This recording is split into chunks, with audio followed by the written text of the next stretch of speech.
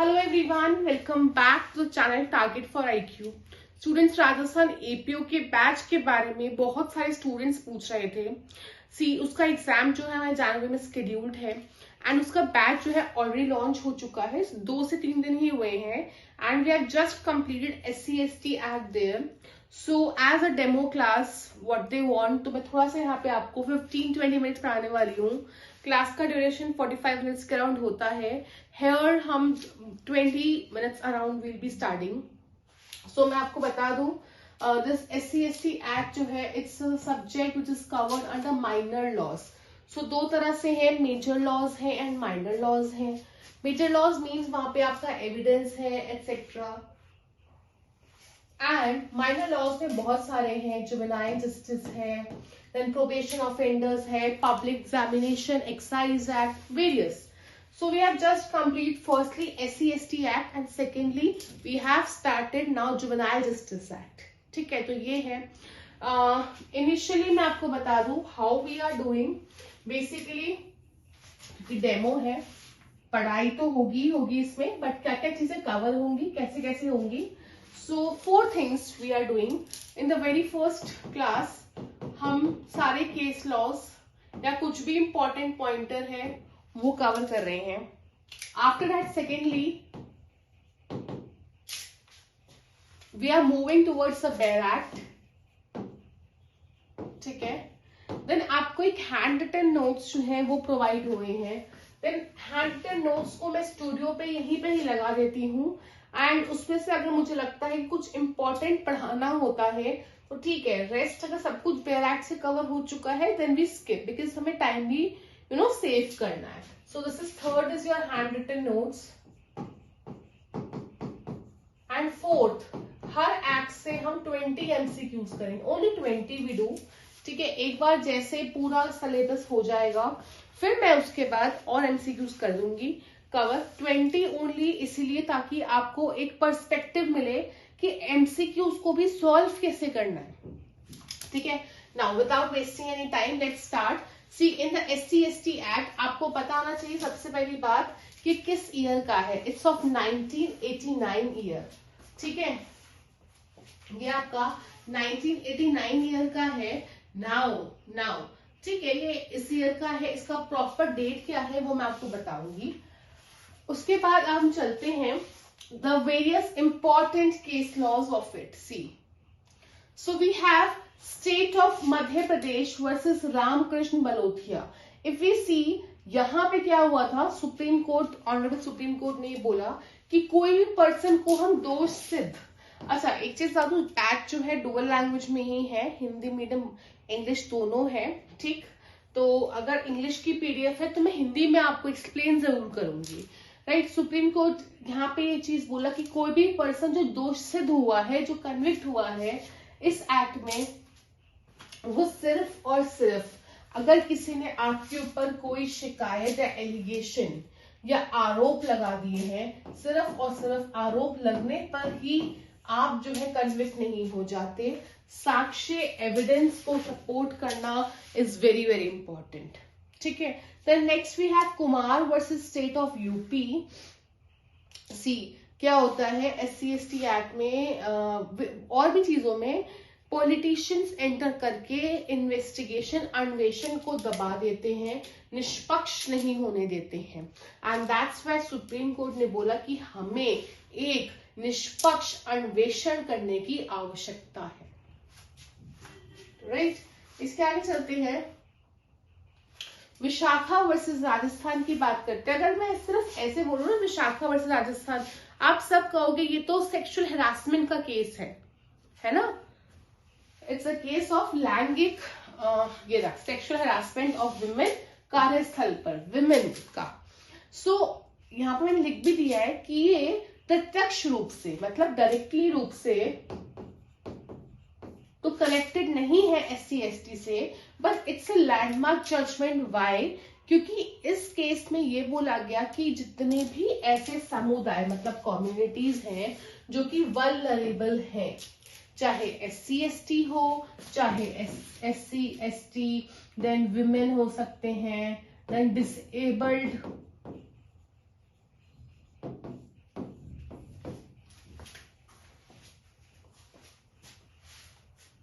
ठीक है, उन सब के लिए यहाँ पे गाइडलाइंस दी गई है। After that this is very very important case, इसको मुझे नहीं बोलना K Dasappa versus state of Karnataka.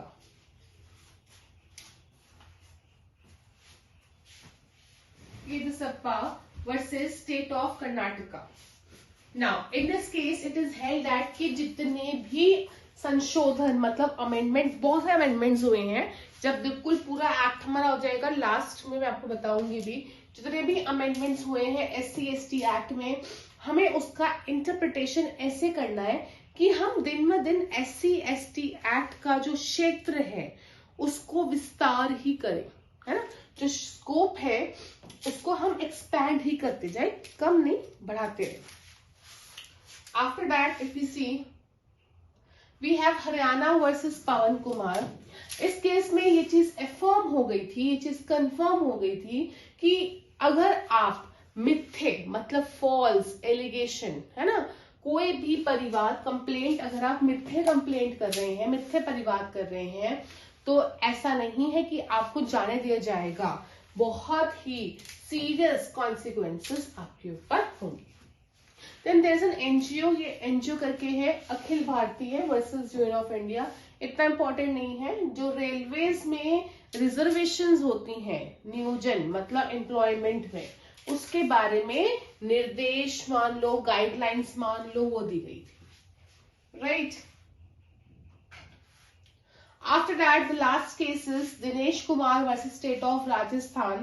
In this case, it was यहाँ पे बताया गया कि जो accused होता है in SC/ST Act, वो कभी भी SC और ST नहीं होगा। accused, निरुक्त, accused, अभियुक्त, और जो victim होता है that is always SC and ST।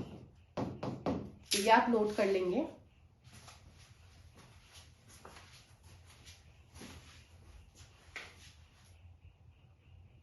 इसको नोट कर लें। देन उसके बाद हम SC/ST अब शुरू करते हैं एक्ट को पढ़ना। From your बैरक्ट,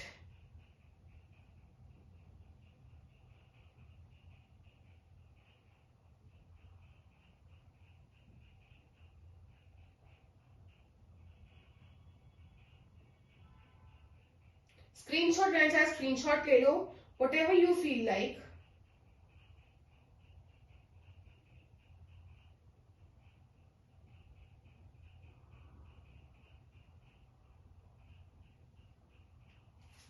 Okay, now just 1 minute, give me just 1 minute, हम इस एक्ट को खोल लें।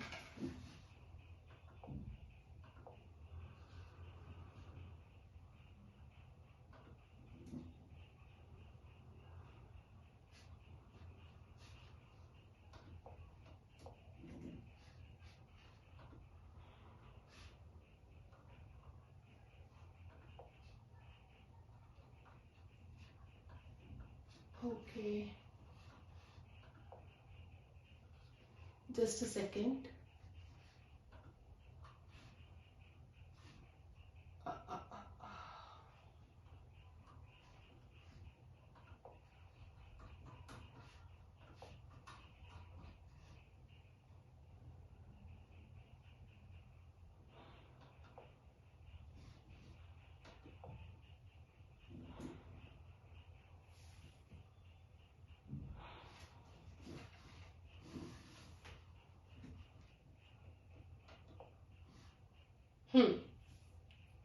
नाउ अगर आप ये देखोगे SC/ST एक्ट को लिखा हुआ है यहाँ पे 1989 ईयर का है, ठीक है। नाउ यू हैव टू सी कि कितने पार्ट्स हैं, कितने चैप्टर्स हैं। चैप्टर 1 है, चैप्टर 2 है, आगे चलते हैं इसमें चैप्टर 1 2, फिर आपका 3 हो गया, 4 हो गया, देन एक नया ऐड हुआ था अमेंडमेंट से, अमेंडमेंट की लिस्ट मैं आपको बताऊंगी, तो इट इज 4A, ठीक है।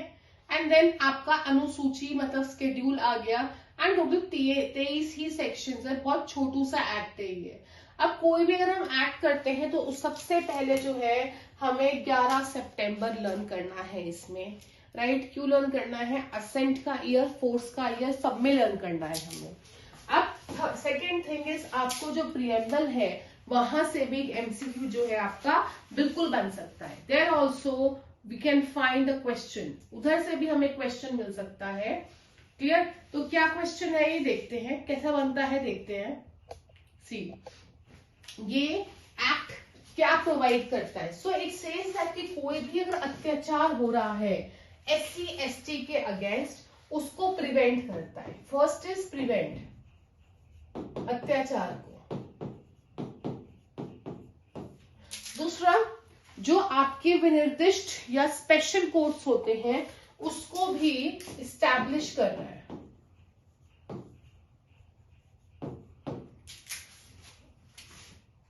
एंड थर्डली, आपको रिलीफ, अनुतोष प्रोवाइड कर रहा है. रिलीफ मीन्स जैसे पनिशमेंट्स दे रहा है, ये सब चीजें, फाइन, पनिशमेंट, ये सब दे रहा है. सो 3 थिंग्स दे आर डूइंग, कि एक तो आपके एट्रोसिटीज को प्रिवेंट कर रहा है, स्पेशल कोड्स बना रहा है, एंड रिलीफ जो है वो प्रोवाइड कर रहा है. तो ये तो आपका ऐसे हुआ. उसके बाद चलते हैं, सी दिस एक्ट, इसको हम बोलते हैं SC ST एक्ट बोलते हैं, 1989. अच्छा, एक आई थिंक राजस्थान जुडिशरी में क्वेश्चन आया था कि कोई भी एक पर्टिकुलर एक्ट लिया एंड उसके 4 ऑप्शंस दिए कि क्या वो होल इंडिया पे अप्लाई करता है, क्या कहाँ करता है, कहाँ नहीं करता. सो दिस इज ऑल्सो क्वेश्चन जो आ सकता है. यू शुड नो कि पूरे इंडिया पे अप्लाई करता है, एंड देन उसकी 4 स्टेट मैं आपको बताऊंगी अभी. नाउ हियर सेक्शन नंबर 2, कोई भी लेस इंपॉर्टेंट नहीं है, कोई भी वेरी इंपॉर्टेंट नहीं है. एक एक चीज आपको पता होनी चाहिए. ठीक है? तो अत्याचार का मतलब वो होता है जो आपका सेक्शन नंबर 3 में होगा. ठीक है? जो आपका डेमो लेक्चर नंबर 2 आएगा उसमें अत्याचार के बारे में हम पढ़ेंगे. देयर विल बी स्टडिंग कि क्या है अत्याचार, क्या नहीं है. क्लियर? क्योंकि वो आपका सेक्शन नंबर 3 है. 3 में प्रॉपरली डिफाइंड है, प्रॉपरली डिफाइंड. उसके बाद आपकी संहिता, विच इज योर कोड. अब फिलहाल इसको BLSS नहीं किया गया है, फिलहाल नहीं किया गया है, बट अभी आप इसको ऐसे ही पढ़ेंगे. राइट? उसके बाद अमेंडमेंट से आता है आपका आश्रित होना, डिपेंडेंट. डिपेंडेंट मतलब अगर कोई हस्बैंड है तो उसकी वाइफ उस पर डिपेंडेंट हो सकती है, उसके बच्चे, उसके parents, even brother sister also. यहाँ पे आप फंस सकते हो, तो ध्यान रखना. ठीक? ये सब. अब डिपेंडेंट सिर्फ आप किस लिए हो रहे हो, आर्थिक रूप के लिए, विच इज योर सपोर्ट, सहायता, एंड मेंटेनेंस मतलब भरण पोषण, उसके लिए. उसके बाद जो नेक्स्ट आपका है इकोनॉमिक बॉयकॉट, जो आपका BC करके है, दैट इज आर्थिक जो बहिष्कार, जिसको हम बोलते हैं आर्थिक बहिष्कार. ना, इसमें ये सब पढ़ने की जरूरत नहीं है. ठीक है? नॉर्मली आर्थिक बहिष्कार का मतलब यही हुआ कि आपको एक एम्प्लॉयमेंट देना था, नहीं दिया, काम नहीं किया, वही सब है. उसके बाद आगे चलते हैं, एक्सक्लूसिव स्पेशल कोर्ट. तो काइंड ऑफ वैसे सेशन कोर्ट्स की तरह ही होता है, तो कोर्ट बना दिया गया है ताकि फटाफट ट्रायल हो, which is in BD. Then BE, आगे हम चलेंगे सेक्शन नंबर 3 में ही देखेंगे कि जो एट्रोसिटी, अत्याचार होता है वो ऐसे भी होता है कि आपसे फॉरेस्ट राइट्स छीन लिए गए हैं. तो इसीलिए यहाँ पे फॉरेस्ट राइट्स के अधिकारों को डिफाइन किया गया है. उसका मतलब सेम है जो आपका इस act, forest dwellers recognition of forest rights act 2006. अब ये ईयर भी आपसे पूछ सकते हैं. ठीक है? ये ईयर भी पूछ सकते हैं. देन अगर आपसे मैनुअल स्कैवेंजिंग करवा रहे हैं, ऐसे काम आपसे करवा रहे हैं, तो वो भी, ये क्या होता है मैनुअल स्कैवेंजिंग, जैसे गड्ढा खोद के गंदगी निकालना, ये सब करना, उसको बोलते हैं. Then it's a proper act. उसके भी सेक्शन नंबर 2 में डिफाइंड है. ये 2013 का एक्ट है. तो आपको अवेलर्न क्या करना है कि तो BF में है, 2013 का एक्ट है, और उसमें भी सेक्शन नंबर 2 में है, उसमें भी सेक्शन नंबर 2 में है. देन उसके बाद अगर हम चलते हैं विच इज योर लोक सेवक. लोक सेवक पब्लिक सर्वेंट, वो बिल्कुल IPC की तरह है, विच इज BNS. अब आपका section number change their. Right? तो इस तरह से करके अभी हम इसको कंप्लीट करेंगे. टोटल आपका EBF तक है. राइट? बट अमेंडमेंट्स इसके आपको जो है ना पता होने बहुत जरूरी है। ये अमेंडमेंट्स लिखे हुए, ठीक है। तो 2016 का सबसे ज्यादा है। जो लास्ट आपका लेक्चर होगा मैं आपको लिस्ट प्रोवाइड कर दूंगी अमेंडमेंट्स की। आगे चलते हैं इसके। SC और ST इट मीन्स सेम जो आपका कॉन्स्टिट्यूशन के आर्टिकल 366 में है ऑफ 24 एंड 25। ये पढ़ा हुआ है हमें कॉन्स्टी में, जब आपने कॉन्स्टी का भी पढ़ा होगा मेरे साथ। देन स्पेशल कोड से मतलब वही सेशंस कोड, वो सेक्शन नंबर 14 है। देन वहां पे जो एडवोकेट रहते हैं that is special public prosecutor, जो सेक्शन नंबर 15 में बताए। अनुसूची, एक ही अनुसूची है इसमें, ठीक है, वो हम पढ़ेंगे। देन सामाजिक बहिष्कार हो गया। इसका मतलब ये होता है कि आपको कुछ कुछ बेनिफिट्स नहीं देना है ना, लोगों से दूर कर देना, कम्युनिटी में नहीं लाना, समुदाय में नहीं, आपको अकेला कर देना।